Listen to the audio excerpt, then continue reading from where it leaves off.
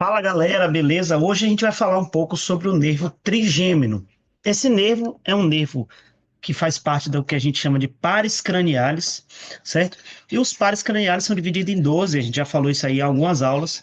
Esse é o quinto par cranial. Olha só, quando a gente pensa em nervo, a gente tem que entender se ele tem qual a função dele. Nesse caso, ele é um nervo misto. Por que misto? Porque ele tem tanto função motora quanto função sensitiva. Então, ele serve para as duas coisas. Por outro lado, ele é o principal rama sensitiva no rosto e para motor, músculos da mastigação, certo? Isso é um detalhe que vocês têm que saber sim ou sim. E aí, beleza. E por que que ele recebe esse nome trigêmino? Porque ele tem três ramas dentro dele, né? Que é a rama oftálmica, que a gente muitas vezes chama ela de V1, certo? Rama maxilar, maxilar, que é maxilar superior, né? V2, e mandibular, que seria a maxila inferior, como V3. Essa imagem aqui mostra muito claramente o que seria o trigêmino, né? O trigêmino, ele tem é, uma parte de nervos que serve para a região da maxila, para a região do que seria a mandíbula, tá vendo? Da região mandibular, e para a região oftálmica aqui, ó. Então, aqui seria o seu principal gânglio, né? Um para a parte da maxila superior, outra parte da região do olho, oftálmica, e outra parte para a maxila inferior, mandíbula, tá? Joia. Quando a gente fala de pares craniais, agora estudando eles de forma separada, a gente sempre tem que saber onde ele nasce, né? E a gente chama as origens dele, o lugar onde ele nasce, de duas grandes origens. A origem real, que é realmente onde ele nasce de verdade, e a origem aparente, que é onde a gente vê ele saindo do tronco, certo? Então, todos os nervos, eles saem, em geral, todos não, né? Mas a partir do par 3 em diante, todos saem do tronco ou da protuberância, certo? Do bulbo protuberância ou mesencéfalo.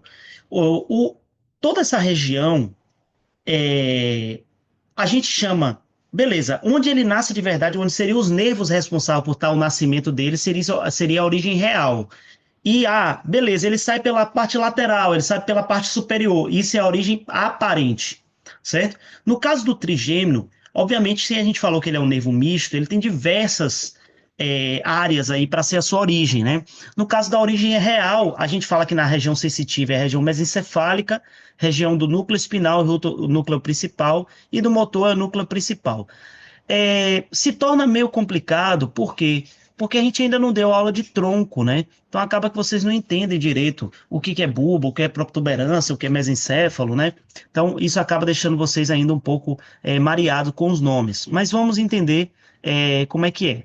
E a origem dele seria a protuberância mesmo, que a gente chama de pointer, certo? Uma das coisas principais que vocês têm que saber é isso aqui, ó, gente, o trajeto do nervo trigêmino, certo?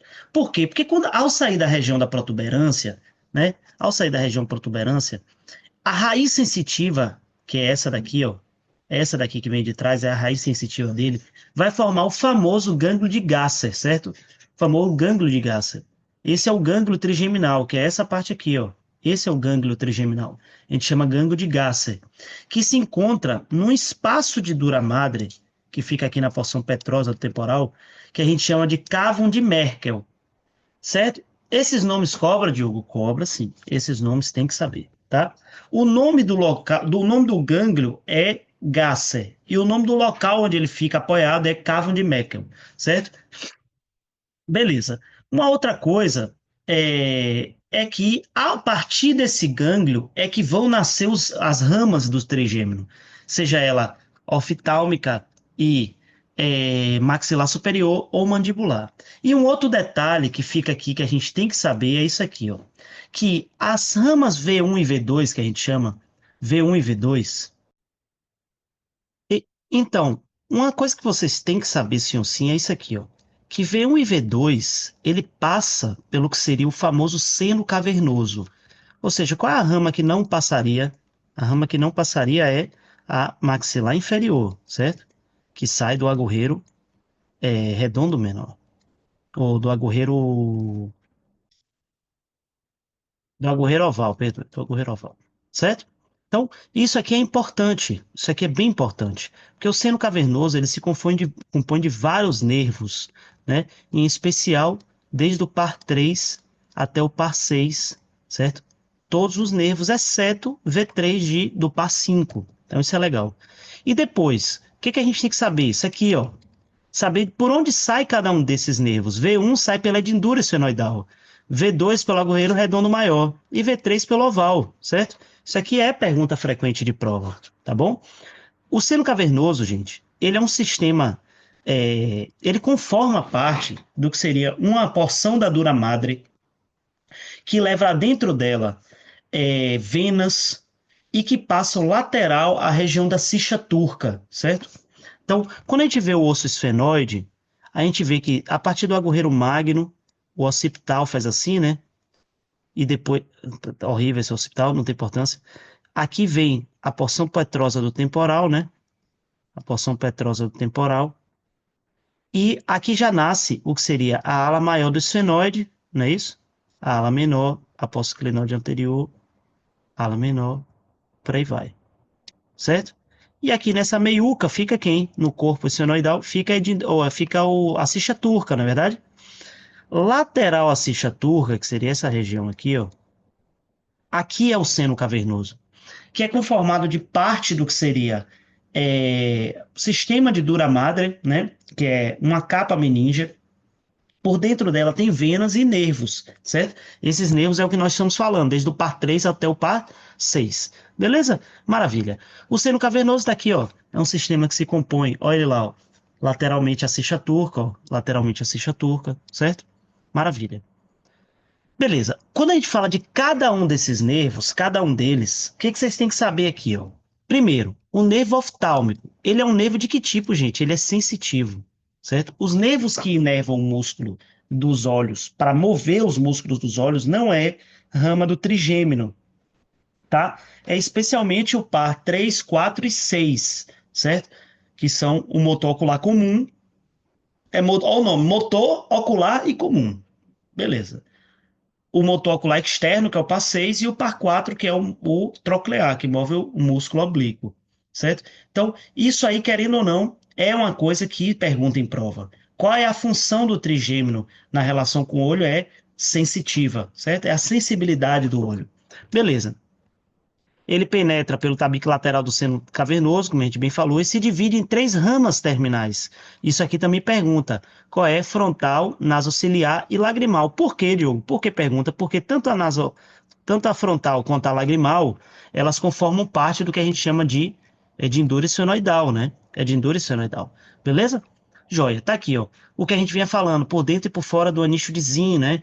A gente sempre diz veodosmonas simpáticas, que é esse aqui, ó, vena oftálmica e artéria oftálmica também, veodosmonas, né? Que são os motores oculares e ramas simpáticas, parte do nervo óptico, nervo ciliar, certo? São ramas simpáticas. E por fora, par 4, nervo frontal, lagrimal e a vena oftálmica. E por fora a gente dizia que era a pasta frola, né? Pasta frola. Pasta frola. O que que é pasta frola, Diogo? Patético, frontal e lagrimal. Agora, não, uma coisa que ficou, para não ficar sem estar claro isso aqui, olha só, isso aqui é o que tem no livro, gente. Não é como a UNLP geralmente ensina para vocês, que é o que eu digo a vocês. Vocês têm que lembrar de ver o dos monas simpáticas, tanto que aqui a vena oftálmica está aqui, ó. Isso é como fala no livro, né? Aqui em cima, por dentro do anísio, como a gente ensina na UNLP, é veodosmonas simpáticas. O que que é veodosmonas simpáticas? As venas oftálmica, os dois motores oculares, certo? E ramas simpáticas. É assim como ensina. O que está no slide aqui é como está no livro.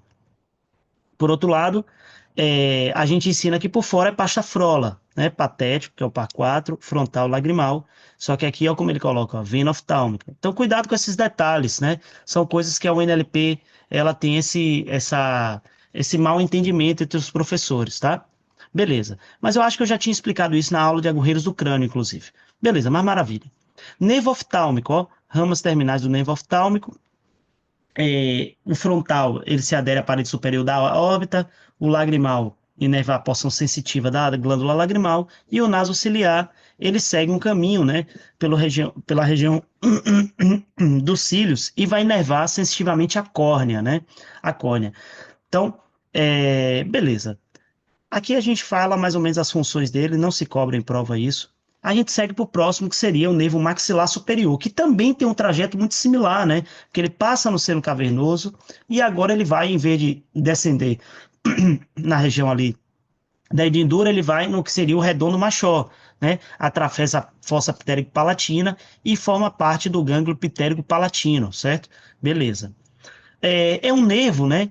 Que quando ele chega na fissura orbitária, especialmente na região inferior, ele dá muitas ramas para a região da maxila superior e para a região inferior orbitária, certo? Então, por isso que parte dele vai passar, inclusive, no que seria o forame infraorbitário, certo? Beleza. E ele dá toda a inervação sensitiva de parte dos músculos da cara. Então, isso aqui é um detalhe bem importante, né? Especialmente na região mais central, né? Na região inferior, maxilar inferior também. Beleza. E aqui, ó, vários músculos dele aqui, ó, que estão ativados. Já o nervo mandibular, se ele é misto, gente, ele tem o quê? Tanto parte motora quanto parte sensitiva, né? Sai pelo agorreiro oval, como a gente falou, até a região da fossa infratemporal, ó, por debaixo do músculo temporal ali, ó, até se dirigir à região da mandíbula propriamente dita, tá? Beleza. Funções, não importa, isso aqui não cobra. E gânglios relacionado com ele, o gânglio óptico, a gente já sabe que esse gânglio óptico, juntamente com o glossofaríngeo, tem uma grande importância na glândula parótida, tá? Glândula parótida. Maravilha. Submandibular e tudo mais. Beleza? Aula tranquila. Trigêmeo é um assunto perguntado, muito perguntado em prova de neuroanatomia especialmente. Então, cuidado com esse tema, tá? Saber um pouco do que é a origem real, aparente o seu trajeto, você já está indo muito bem, tá bom? Um forte abraço, a gente se vê na próxima.